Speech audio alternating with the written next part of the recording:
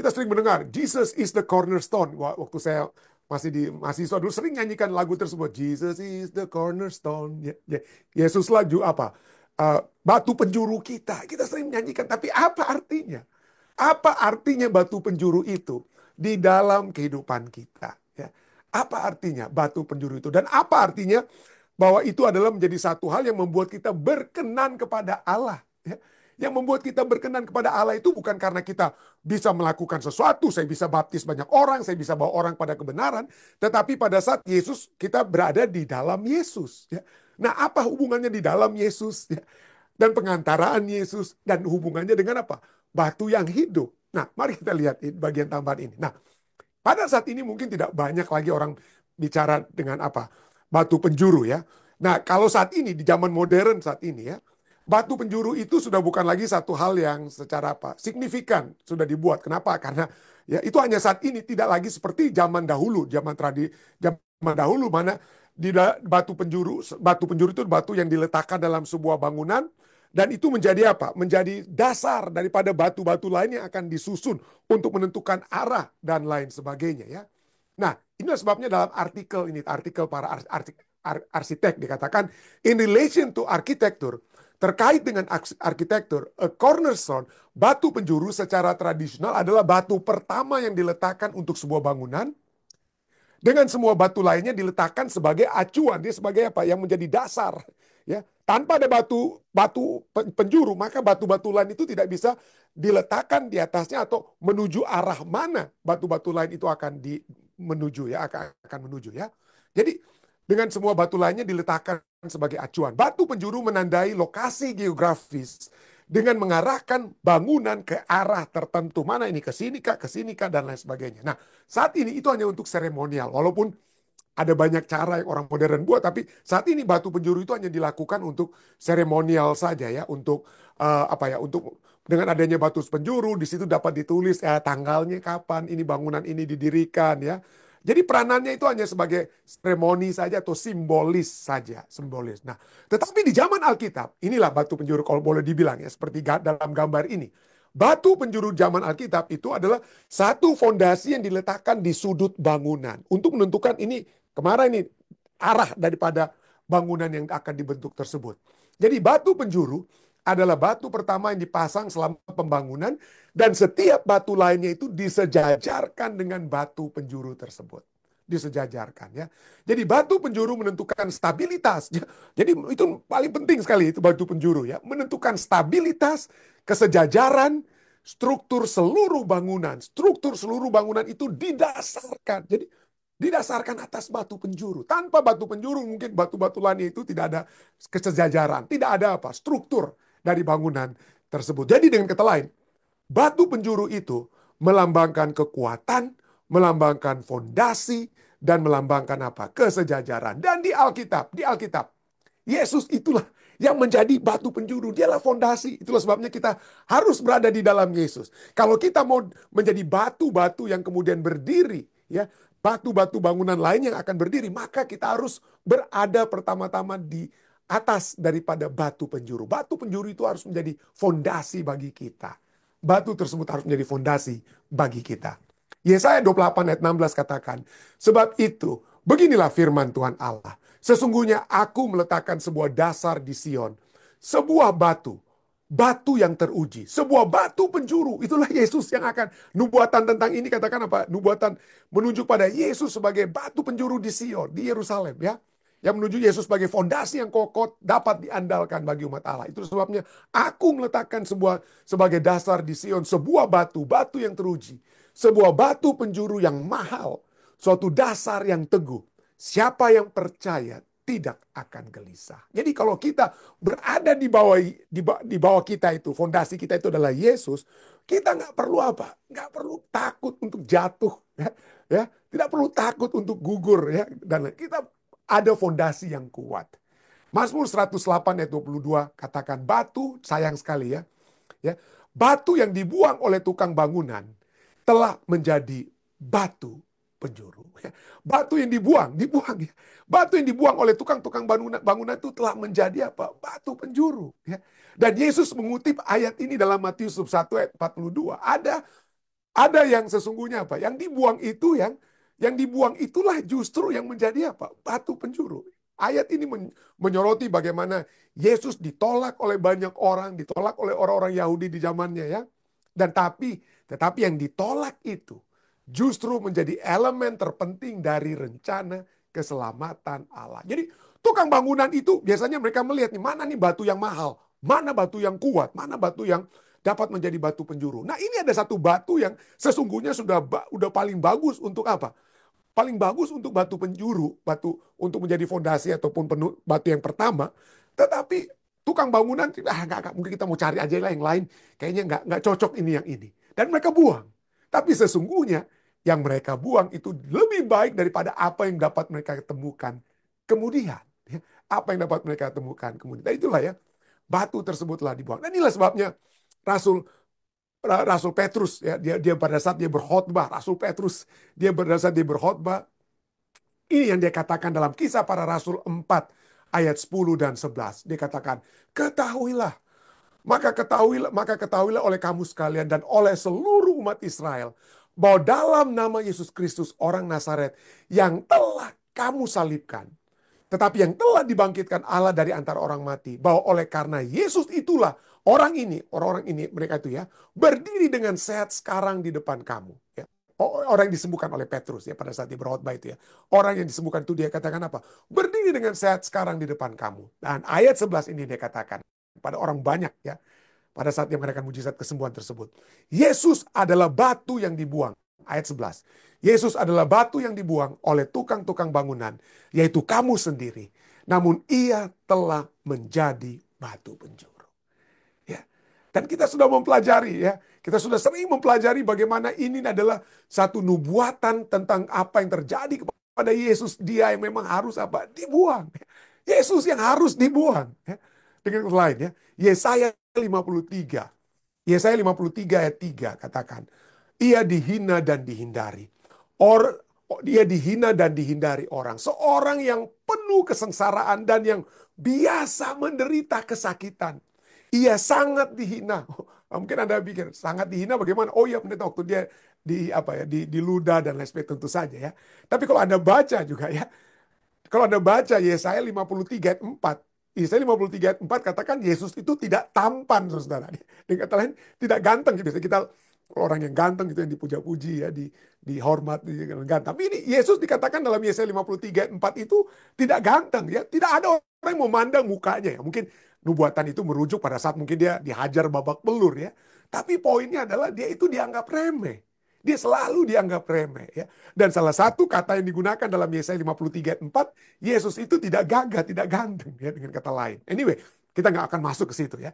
Tapi mari kita lihat apa yang ditulis di ayat ketiga dalam Yesaya 53. Dikatakan bahwa ia dihina dan dihindari orang. Seorang yang penuh kesengsaraan dan yang biasa menderita kesakitan. Ia sangat dihina. Sehingga orang menutup mukanya terhadap dia. Dan bagi kita pun dia tidak masuk hitungan. Bagi kita dia tidak masuk apa? Dia tidak masuk hitungan. Ya, tidak masuk dia dalam hitungan. Nah biasanya, ya, kalau kita lihat ya pada saat Yesus yang begitu menderita. Begitu Yesus menderita. Biasanya kalau kita dihina, ya dihina-hina. Pada saat kita disakiti. Apa reaksi kita yang sebagai manusia yang natural? Oh, kalau saya dipatuk, pendeta, saya akan patuk kembali. Kalau saya disakiti, saya akan menyakiti kembali. Itu biasanya kita lakukan ya. Balas dendam dan lain sebagainya. Ada satu statement yang sering kali kita dengar, yaitu bahwa hurt people, hurt people. Jadi orang yang terluka, dia akan melukai orang lain. Itulah naluri kita sebagai manusia ya. Naluri kita sebagai manusia adalah hurt people, hurt people. Kalau kita dilukai, wound people, wound people. Artinya kalau kita dilukai, kita akan apa? Melukai. Kenapa? Ya, kenapa itu terjadi? Kalau kita lihat ya, kalau kita pelajari tentang psikologi sedikit, maka ini dikatakan bahwa orang yang terluka melukai orang lain itu terjadi kenapa? Karena saat seseorang memiliki pengalaman atau mengalami rasa sakit atau emosional atau trauma yang signifikan, maka mereka belum mengembangkan mekanisme penanganan yang sehat untuk memproses perasaan tersebut. Jadi kalau anak-anak kita atau kita disakiti, maka kita belum memiliki apalagi anak-anak yang masih kecil gitu ya. Maka kita belum mengembangkan mekanisme penanganan yang sehat untuk memproses perasaan tersebut. Akibatnya apa? Yang mengakibatkan mereka secara tidak sadar melampiaskan rasa sakit mereka dengan menyakiti orang lain. Dan seringkali pada saat mereka itu atau kita menyakiti orang lain, kita yang sudah waktu masih kecil mungkin biasa disakiti, kita kemudian menyakiti orang lain, itu seringkali itu kita gunakan sebagai cara untuk defense mekanisme kita. Sebagai cara untuk melindungi diri kita dari kerentanan lebih lanjut daripada kita disakiti orang. Lebih baik saya sakiti lebih dahulu orang lain itu ya, orang-orang lain dengan kata lainnya, daripada saya disakiti. Saya sudah terlalu sering disakiti, maka saya harus memiliki pertahanan diri, defense mechanism. Dan caranya apa? Menyakiti terlebih dahulu orang lain ya, untuk merasakan. Jadi melindungi itu adalah cara melindungi diri mereka dari kerentanan lebih lanjut atau untuk merasakan kembali dalam situasi di mana mereka sebelumnya merasa tidak berdaya atau ingin balas dendam. Ya. Dan itulah ya. Jadi itu seringkali terjadi. Yang dilukai, yang dihina, disiksa, itu pada umumnya akan apa? Dapat menghina, dapat menyiksa, dan lain sebagainya. Tetapi bagaimana dengan Yesus kita? Fondasi kekuatan kita. Dan kenapa dia harus menjadi batu penjuru? Yang paling kokoh kuat. Kenapa? Walaupun dia dihina, walaupun dia segala sesuatu dilakukan kepada Yesus, dia dihina, saudara. Ya, dia dihina, dicerca dan lain sebagainya. Tidak punya apa-apa. Ya. Makanya dia dikecilkan, dia selalu dihina oleh para pemimpin agama dan lain sebagainya. Tetapi dalam Yesaya 53 ayat 5 katakan, tetapi dia tertikam oleh karena pemberontakan kita. Dia diremukkan oleh karena kejahatan kita. Ganjaran yang mendatangkan keselamatan bagi kita ditimpakan kepadanya. Dan oleh bilur-bilurnya kita menjadi sembuh. Oleh bilur-bilurnya kita menjadi sembuh. Itulah sebabnya tadi pelajaran kita katakan, kenapa Yesus cocok untuk menjadi pengantara kepada kita. Karena dia merasakan perasaan yang mungkin kita sering rasakan atau pernah rasakan. Ya, kehancuran demi kehancuran, rasa sakit oleh sebab penderitaan, penghinaan, dan lain sebagainya. Tetapi coba kita lihat, ya, pada saat Yesus pun dihina dan lain sebagainya, apa yang dia katakan di kayu salib? Bapa, ampunilah mereka, karena mereka tidak mengetahui apa yang mereka perbuat. Dia dapat mengampuni. Dia dapat mengampuni. Dan itulah hebatnya ya, juru selamat kita. Dan yang dapat kita lihat adalah bagaimana dia dilukai bahkan oleh murid-muridnya sendiri. Seperti Petrus. Ya, seperti Petrus yang menolak dia. Dia sudah amarkan tentang Petrus, kamu akan menolak. Tapi Petrus tetap menolak. Tapi apa yang kemudian dia lakukan? Gantinya dia bilang, Petrus, saya sudah bangkit. Ih, kamu ini memang, kenapa kamu tolak saya? Udah sekarang kamu saya usir lagi. Kamu gak akan berhak lagi. Berhak lagi untuk menjadi murid-muridku. Tapi apa yang terjadi? Kepada Petrus inilah justru dia memberikan satu kekuatan. Petrus, gembalakanlah domba-dombaku. Tetap diberikan kepercayaan. Ya, tetap diberikan kepercayaan. Jadi inilah ya, juru selamat kita yang menjadi batu penjuru itu bukan karena dia kokoh kuat, karena memang dia itu adalah Allah. Bukan. Yesus telah menjadi batu penjuru bagi kita karena kita dapat merasa satu keyakinan, memiliki satu keyakinan bahwa seperti Yesus yang telah dilukai, telah hebat-hebat dihina dan lain sebagainya. Tapi dia tetap kokoh. Dia dapat bangun, dia dapat bangkit kembali. Maka kita pun dapat memiliki kekuatan di dalam dia. Itulah sebabnya Ibrani 4 ya. Ibrani 4 ayat 15 katakan, sebab imam besar yang kita punya, bukanlah imam besar yang tidak dapat turut merasakan kelemahan-kelemahan kita. Sebaliknya sama dengan kita, ia telah dicobai, hanya tidak berdosa. Dan dia cocok menjadi pengantara bagi kita. Kenapa? Dia cocok menjadi pengantara bagi kita sekarang dalam kerajaan surga. Pengantara bagi kita. Membawa doa-doa kita, membawa permohonan kita, membawa rasa sakit hati kita. Ya, membawa rasa sakit hati kita kepada Bapa di surga. Dia katakan, Bapa, terimalah dia kembali. Ya, terimalah kembali dia. Dia telah merasakan sakit hati, dia telah dilukai, dia telah dihina dan lain sebagainya. Tapi dia ingin supaya dia dapat memperoleh kekuatan Bapa. Dia bawa itu kepada Bapa. Dia mengetahui segala kelemahan-kelemahan kita. Itulah sebabnya kita dapat menjadi batu di atas batu-batu penjuru. Kita semua adalah batu-batu hidup ya di atas batu penjuru tersebut. Seperti tertulis dalam Efesus 2 ayat 20 dan 20 sampai Efesus 2 ayat 20 sampai 22. Kristus sebagai batu penjuru. Apa artinya? Di dalam Dia tumbuh seluruh bangunan. Di dalam Yesus Kristus. Maka kita dapat tumbuh. Tumbuh seluruh bangunan. Rapi tersusun. Menjadi bait Allah yang kudus di dalam Tuhan. Di dalam Dia, dikatakan, di dalam Dia, kamu juga turut dibangunkan menjadi tempat kediaman Allah di dalam roh.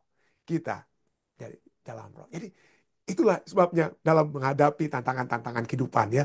Seringkali kita datang kepada manusia, seringkali kita datang kepada sanggupan-sanggupan kita, gantinya kita datang membawa segala sesuatu itu dalam doa ya. Gantinya kita menyerahkan segala sesuatu itu kepada Kristus, kita datang kepada manusia, datang kepada ini dan itu atau hal-hal yang ada dalam doa. Tapi bagaimana kalau pertama-tama kita bawakan di dalam doa? Kita datang, Tuhan, saya tidak sanggup menghadapi tantangan ini. Saya tidak sanggup menghadapi pencobaan ini. Tapi Engkau telah dicobai, Engkau telah berhasil ya. Engkau telah memberi kekuatan dan Engkau sekarang menjadi pengantara. Saya ingin Engkau mengantarai saya.